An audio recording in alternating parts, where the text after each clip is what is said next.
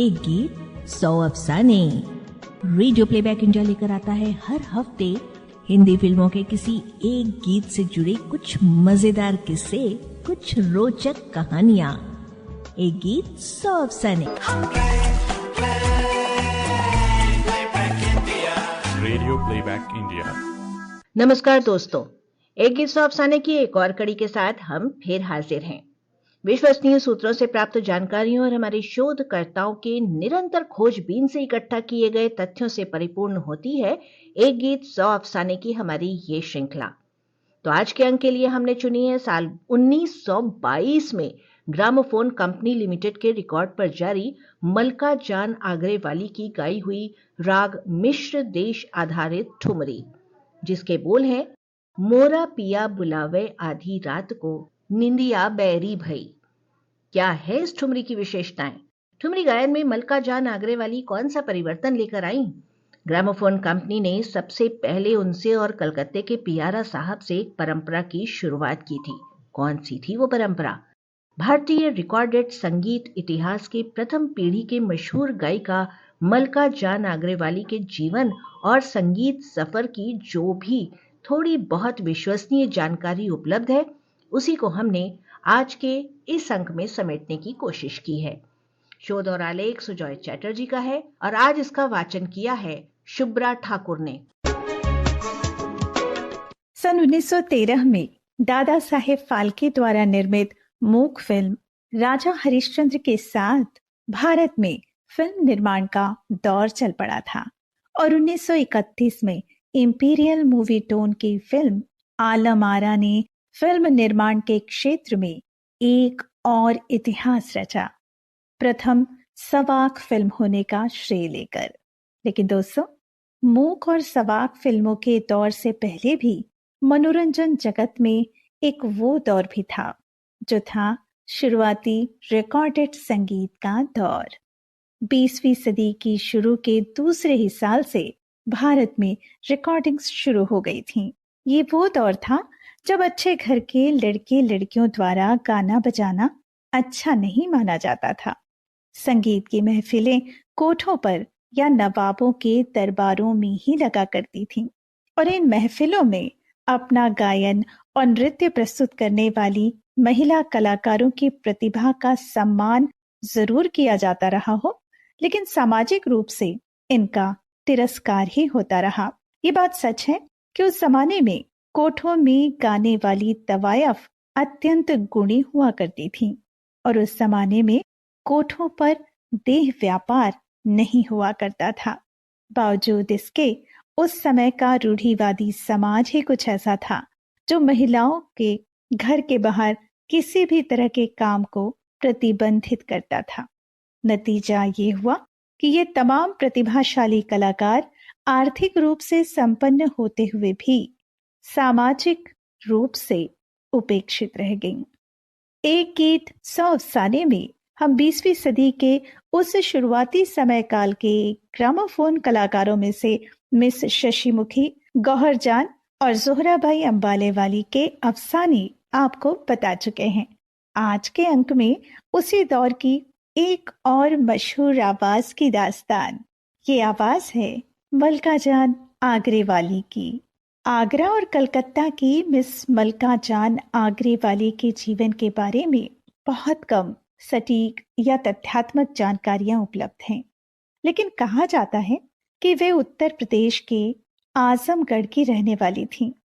मलका जान ने अपनी आवाज की पूरी ताकत का उपयोग करके ठुमरी गायन की एक नई शैली विकसित की।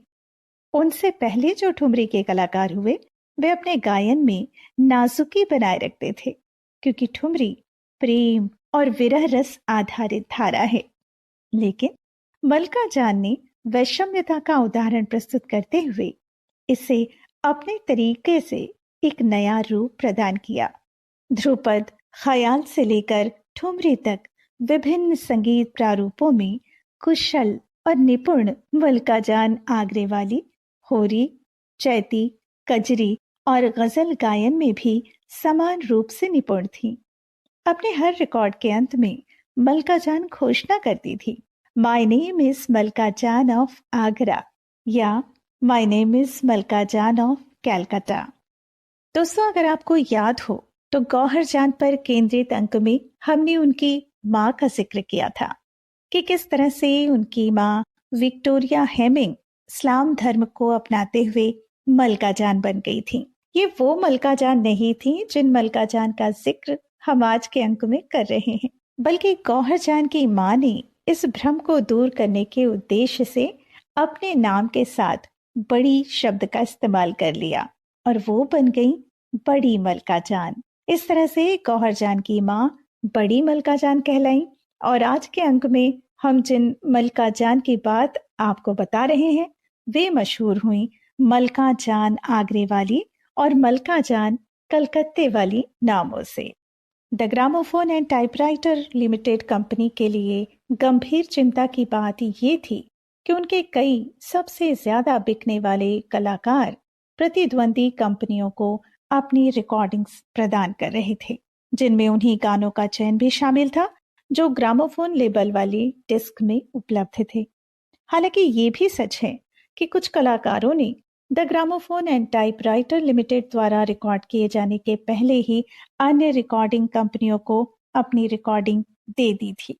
The gramophone and typewriter limited company ने ये विचार किया कि इन कलाकारों को नियंत्रित करने का एकमात्र तरीका यही है कि मशहूर कलाकारों को विशेष अनुबंध के जरिए प्रतिबद्ध कर दिया जाए, ताकि इन कलाकारों के लिए प्रतिद्वंदी कंपनी को अपनी प्रतिभा की पेशकश करने का अवसर ही समाप्त हो जाए।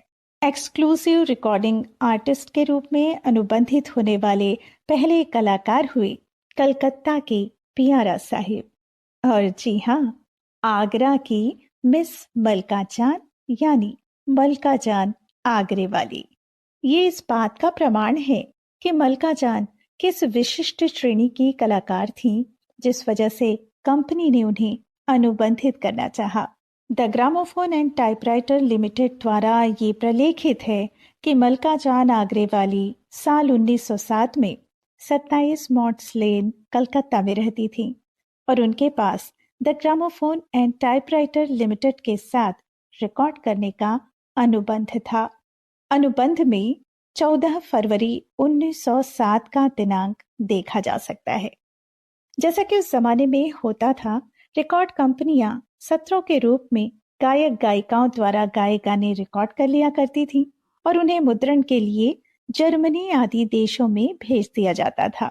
मुद्रण या प्रेस होने के बाद बाजार में ये रिकॉर्ड्स बारी बारी से जारी किए जाते थे।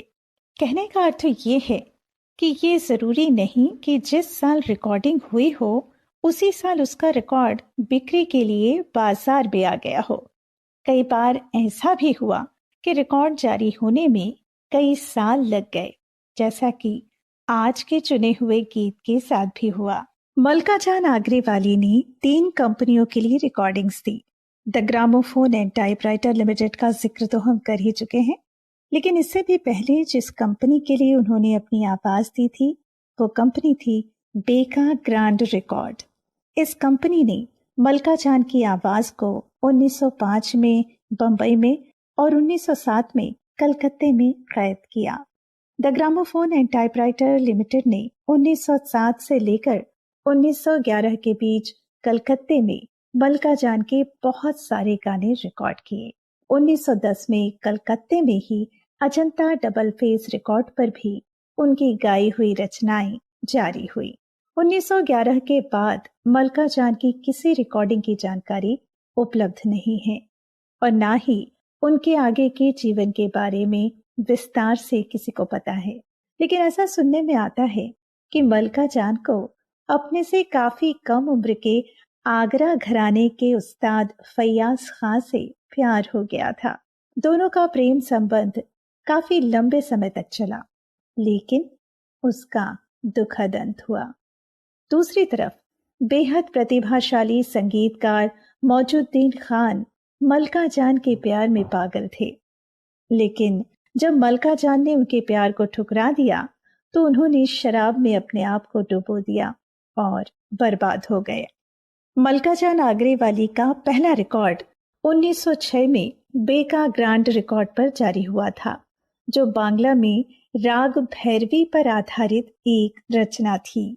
The gramophone and typewriter limited द्वारा उनका पहला रिकॉर्ड जारी हुआ साल 1907 में, जो पंजाबी में एक ठुमरी थी, पिया तेरी तिरछी नजर लागी प्यारी। आज हम उनके गाए जिस रचना की बात करने जा रहे हैं, उसका रिकॉर्ड पहली बार साल 1922 के मई महीने में जारी हुआ था, यानी कि रिकॉर्डिंग के कम से कम 11 वर्ष बाद।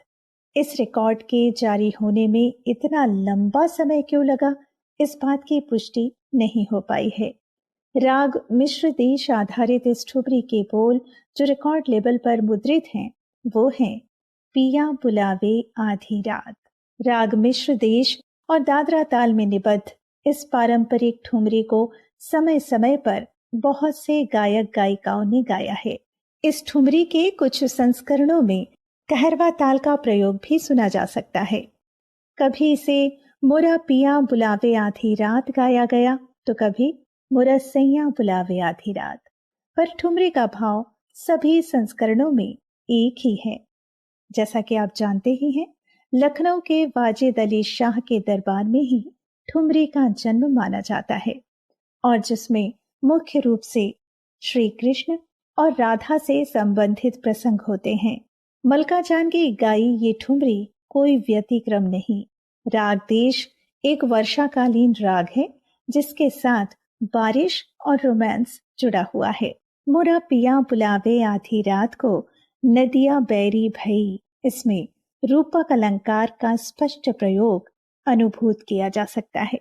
भले ही ठुमरी को सुनते हुए इसके शाब्दिक स्वरूप से ऐसा प्रतीत होता है कि रात के समय प्रेमिका अपने प्रेमी से ना मिल पाने की वजह से अंदर ही अंदर तड़प रही है, लेकिन अगर इन्हीं शब्दों को आध्यात्म के तराजू में तौला जाए तो इसका एक अलग ही अर्थ सामने आता है, जिसमें पिया या सैया। लेकिन अगर इन्हीं शब्दों को आध्यात्म के तराजू में तौला जाए तो इसका एक अलग ही अर्थ सामने आता है, जिसमें पिया या सैया मोक्ष का रूप है और नदी या पानी संसार की माया, उलझने, दायित्व रूपी बाधाएं हैं जो मोक्ष और मुक्ति की राह में बाधक बन रही हैं। मोरा पिया बुलावे आधी रात को नदिया बैरी भई, नदिया बैरी भई, मोरा पिया बुलावे आधी रात को। गहरी नदिया नाव पुरानी, केवट सुने नहीं, नदिया बैरी भई। आमतौर पर ठुमरी गायक गीत के बोलों पर काफी ध्यान देते हैं, हालांकि अलंकृत उच्चारण में उनका पालन करना जरा मुश्किल हो सकता है। ये बात खास तौर पर वहां लागू होती है जहां केंद्र बिंदु में प्रेम है और गीत का भाव अलगाव या विरह से संबंधित है, बिल्कुल वैसे ही जैसे इस ठुमरी में हुआ है। दोस्तों, मलका जान आगरेवाली की दमदार लेकिन सुरीली आवाज में इस ठुमरी को सुनते हुए एक अलग ही अनुभूति होती है कि आज से 100 साल पहले जब इस ठुमरी का ग्रामोफोन रिकॉर्ड जारी हुआ था, वो जमाना कैसा रहा होगा। लोगों ने जब इस लाजवाब रचना का रसास्वादन किया, तब उनके मन में किस तरह की भावनाएं पैदा हुई होंगी। आज के इस हाईटेक युग के क्रिस्टल क्लियर म्यूजिक सिस्टम के आगे शायद ये प्राचीन रिकॉर्डिंग्स बेरंग लगे, लेकिन उस जमाने के उन अजीम फनकारों की वजह से ही ये कला आगे बढ़ी है और वहां तक पहुंची है जहां ये आज है। इसलिए हमारा ये कर्तव्य है कि उस इतिहास को संभाल कर रखें। ऐसा कहा जाता है कि मलका जान आगरेवाली कलकत्ता में निर्वासित अवध नवाब वाजिद अली शाह के दरबार में शामिल हो गई थी। बाद में उन्हें सेठ दुलीचंद और श्यामलाल खत्री जैसे कलकत्ता स्थित संगीत प्रेमियों का संरक्षण मिला। जैसा कि हम बता चुके हैं कि कई रिकॉर्डिंग कंपनियों के लिए उन्होंने अपनी आवाज बेची। यह अनुमानित तथ्य है कि उन्होंने करीब करीब 100 के आसपास गाने रिकॉर्ड कराए। मलका जान आगरेवाली के गायन और रंगीन व्यक्तित्व दोनों के लिए उनके समकालीनों द्वारा उनकी खूब प्रशंसा की गई है। और तो और उन्हें अपने समय में महफिलों की रानी के रूप में भी स्वीकार किया गया था। आज मल्का जान आगरे वाली विस्मृत हो चुकी हैं। आज उन प्राचीन ग्रामोफोन रिकॉर्डिंग्स में दिलचस्पी रखने वाले लोगों में संग्रहकर्ता, शोधकर्ता और कुछ संगीत प्रेमी शामिल हैं, जिनकी वजह से रिकॉर्डिंग इतिहास का वो प्राचीन पन्ना आज भी जीवित है। ऐसे ही एक प्रसिद्ध शोधकर्ता हुए हैं ऑस्ट्रेलिया के माइकल किनियर, जिन्होंने भारत के ग्रामोफोन रिकॉर्ड्स पर गहन शोध किया है। आज के इस अंक में सम्मिलित बातें हमने प्राप्त की हैं उन्हीं के प्रकाशित शोध कार्य से। तो दोस्तों, यहाँ आकर पूरी होती है भारतीय रिकॉर्डेड संगीत इतिहास के प्रथम पीढ़ी की सुप्रसिद्ध गायिका मल्का जान आगरे वाली से जुड़ी बातों का सिलसिला। तो दोस्तों, यहाँ आकर पूरी होती है भारतीय रिकॉर्डेड संगीत इतिहास की प्रथम पीढ़ी की सुप्रसिद्ध गायिका मल्का जान आगरेवाली से जुड़ी बातों का सिलसिला। साथ ही हमने डाली उनकी गाई हुई एक ठुमरी पर नजर। आज बस इतना ही। अगले सप्ताह फिर किसी गीत से जुड़े किस्सों और अफसानों के साथ हम फिर होंगे हाजिर। तब तक के लिए दीजिए इजाजत। नमस्कार।